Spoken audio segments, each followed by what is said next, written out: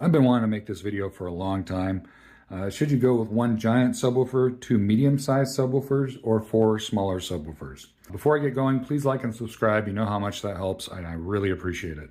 I see a lot of people making decisions that I definitely wouldn't make, and mistakes in audio are very expensive. Be sure to watch to the very end. Your aha moment could genuinely be anywhere in this video. So the question is whether to get one gigantic, powerful sub, two medium subs, or four small subs at the same price. And there's nuance to this. So your aha moment in this video might be different than someone else's. And so I'm going to be going over 12 tips and then 7 potential problems. Music or movies weigh heavily on your individual needs. Now, I'm going to stay within the SVS brand because I've heard every ported subwoofer they make. I'm their first affiliate, so if you follow the links in the video description below, it can help support the channel, and I really appreciate it. Number 12, forget max SPL. Okay? Loudness almost doesn't matter when it comes to deep bass subwoofers. The type and brand matters a lot more. Rarely does anyone run their subwoofers near the maximum. The type and brand matters a lot more, and rarely does anyone run their subwoofers at the maximum volume. It's just not common. Someone might complain that their subwoofer doesn't have enough output, yet they're only running 40 to 50% gain. There's a disconnect there and just an overall lack of importance when it comes to max SPL. And that's a rant video all by itself. Number 11, more expensive is for more movie realism within any brand I recommend. It's more explosiveness at the same relative volume. And you can check out my video on explosiveness for more explanation on that. Number 10, one subwoofer is always a mistake, always. And it's not just for multi-seat. There is no sweet spot for a single subwoofer or a single listener. Nulls shift within the room. So no matter where you place it, no matter where you sit, you're going to be in a dead spot with a single subwoofer. That's just how the standing wave effect works. So you might be missing 67 hertz over here, but over here you're missing 72. It shifts in the room. So no matter where you sit, it's impossible to be in a technical sweet spot because you're always going to be missing something. And you might be able to get a good looking graph or something like that, but there's always going to be like that suck out in the room.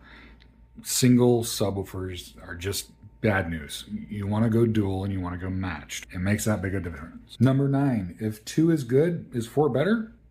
There's really only 2 situations where 4 is better than 2 in my experience. And the first one is music. If you listen to music only, you never listen to movies, it's just purely a listening thing for music, then yeah, 4 makes sense. In movies, if you have 4 of the best possible subs that are already the most explosive subs, then sure. But you're going to have diminished returns. The question you have to ask yourself is, double the cost really that much better? And maybe it is for you, but just keep that in mind. You're not going to get double the experience when you go from 2 to 4. It'll be better, but is it going to be double the price better? That's what I mean by diminished return. Number 8, 4 subs are better than 2 for smoothness, but not impact. And that's really important to understand. Even if 4 subs have more combined wattage than 2, the 2 more explosive subs will sound more explosive than the 4 less powerful subs. Okay? And again, I've experienced this. And number 7, you get a marginally better response graph with 4. You get fewer peaks and dead spots, but it's also slightly more complicated. 2 is easier to manage. 4 is a little bit more difficult to manage. Not impossible, but just keep that in mind. And maybe you'll get a boost in loudness as well, but again, you're probably not close to that max volume anyway. Point. These things will get so loud in room, it's crazy. So the boost in loudness is there, but whether you really need it is debatable. Number 6. So let's say you are music only, and as long as the bass is truly bottomless, 4 does make sense. But for music only, you really don't need to go higher than like a PB1000 Pro or the PB2000 Pro. Those are both bottomless and as loud as you like. You don't really need PB16 Ultras if you're just listening to music. Number 5, loudness with music is easy. It's movies that really put the pressure on subwoofers. Drivers barely move, even with hard-hitting music, compared to movies. So some hard-hitting R&B, rap, things like that. Compared to a movie scene, exploding and things are just going crazy, the subs barely move with music, comparatively. So it's a lot harder to run out of output when it comes to music. Movies, you can run out of output sooner just because there's a lot more energy in the scenes. They're trying to make it sound like something just fell on you, okay? Something just exploded. You run into output issues more easily than you would with music. Number 4, my bass hacks are important, okay? The best subwoofers will improve even more with my hacks. Well, you might not feel like your subs are loud enough. In that case, you want to turn up the gain. There are very few scenarios where dual PB1000 Pros won't do the trick. And it's the truth. I mean, I'm running dual PB1000 Pros in here right now, and I'm nowhere close to finding their maximum output, even when I'm wanting to play really crazy scenes. They're not lacking in any way. It's just if I go up in wattage, if I go to the PB2000 Pro, 3000, PB16 Ultra, I'm getting an increase in explosiveness within scenes. Number 3, for all scenarios, I would not mix subwoofers. I can't stress this enough. Mixing subs kills cohesiveness, it doesn't smooth out the bass as well, it reduces impact, and weirdly, the overall sound tends to favor the weaker subwoofer. This is something I've experienced. It's really weird, but I've had 2 subs that were really close in driver size and cabinet size, but one had 1500 watts RMS, the other one had 350 watts RMS, and it sounded more like the 350 watt sub. But when I had dual matching subs with the same power output, I was like, oh, I get it. It was really impressive. So that's just a weird thing where if you have mixed subs, the sound is going to tend to favor more the weaker sub. You'll get a little bit improvement from the more powerful sub, but not nearly as much. I don't know why. I don't have an answer for you on that one, but that's just what I've experienced. And another thing, if you have 2 identical subs and a third sub that's different, I would probably remove the third mixed sub and rerun room correction and do all that stuff. You probably get better sound overall for the same reason I just mentioned. And the greater the disparity between the two, so if you're running a 15-inch sub with a 10-inch sub, it's going to be worse. Or sealed and ported together, they're not putting out the same signal, and you want constructive interference. That's what makes dual subs awesome. And when you take away that ability for that constructive interference to work right, it's a compromise. So again, I wouldn't mix subs, I would keep them identical. Number 2, if you want more powerful subs for home theater, it's not going to deteriorate your music listening at all. It'll be the same. A soft musical note in bass will still be soft. It's a harder impact like drums and stuff, it'll be harder, but it's not going to color the sound. They're very true to reproduction, but the difference is going to be in the theater. It's going to be in the movies. Number 1, 4 subs will not increase output enough to be worthwhile in my opinion. Let's say 4 subs increased it by 6 dB, which would be really high. It's unlikely.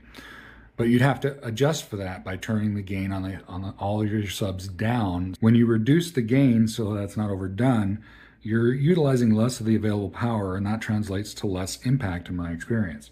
Higher subwoofer gain increases the explosiveness, and that's my gain hack. It's kind of like running an engine that revs to 10,000 RPMs and you're only revving it to 4,000 RPMs. You're not taking full advantage of what the sub can do. Now again, if you go the opposite way and decrease the subwoofer gain and increase the AVR subwoofer level, that often creates softer bass and also induces clipping. And that's not just with SVS, that's common with most subs out there. When you turn the AVR subwoofer level all the way up and then turn the gain down to like 10%, you're going to experience clipping. It may be the same volume, but the bass isn't going to be as powerful. So here are some key points that I think are worth hanging on to. If you're looking for music only, and there aren't many examples where explosiveness truly matters. So 4 PB1000s would give you marginally smoother response over 2, but if you want the very best for music, then do that. 4 PB1000 Pros will do the trick. On the other hand, if you're looking for that visceral impact, explosiveness, and you want to experience it as though you were there, go with the 2 most powerful subs that you can. 4 PB3000s won't be as explosive as 2 PB16 Ultras. Also, 2 PB1000 Pros will be better than a single PB16 Ultra. And that's not a guess. I actually did that. I had a single PB16 Ultra and dual PB2000s. No lie, I turned off the PB16 Ultra and just listen to the PB2000s. Then I tried mixing the sub, and I did that for a while. Getting the other PB16 Ultra is what really brought it home. So again, this is not a guess.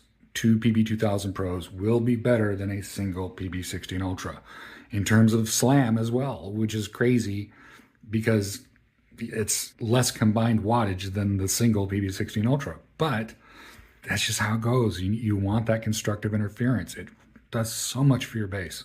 It's better for music, it's better for movies, and single listeners. Some people think if they're a single listener in their own room, they don't need dual subs.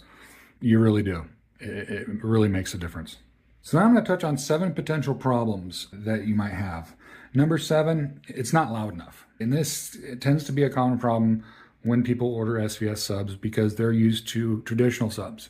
And their room correction sets the max SPL, which I've talked about, they set it lower than it should be. And all you need to do is raise it to where the mid bass matches your typical sub. And then instead of it not being loud enough, you're gonna have the same relative output at 60 to 75 Hertz, but your deep bass is gonna be way better. And you can see that by the graph I've got up on the screen now.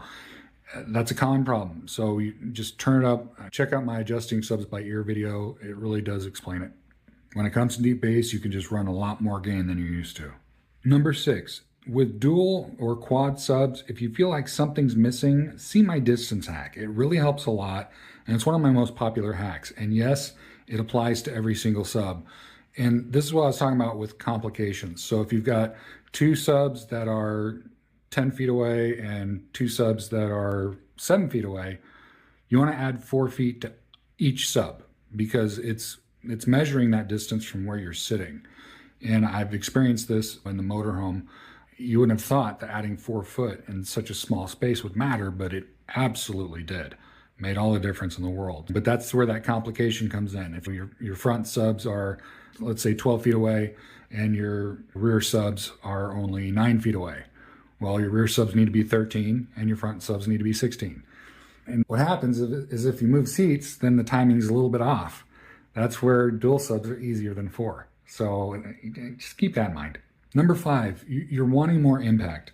Again, see my bass hack series. It really goes into that. But also, if you have the SVS app or something similar, try boosting the 29 Hertz frequency at about 2.5 Q between 2 to 4 dB or so. And you want to do this after room correction. So when you do room correction, clear out all your PEQs, whether you're using a mini DSP or whether you're using the SVS app, whatever you're using, you always want to zero your EQs before you run room correction. After room correction is when you make those adjustments. This is basically a cheat code that makes the PB1000 Pro feel more like a PB2000 Pro. It's similar to the gain hack in that you're getting more output, you're getting more power out of your sub. But this is just an extra boost. It's just another little cheat code to make it even more so. What I've been able to do with the subs that have the app on it is really awesome.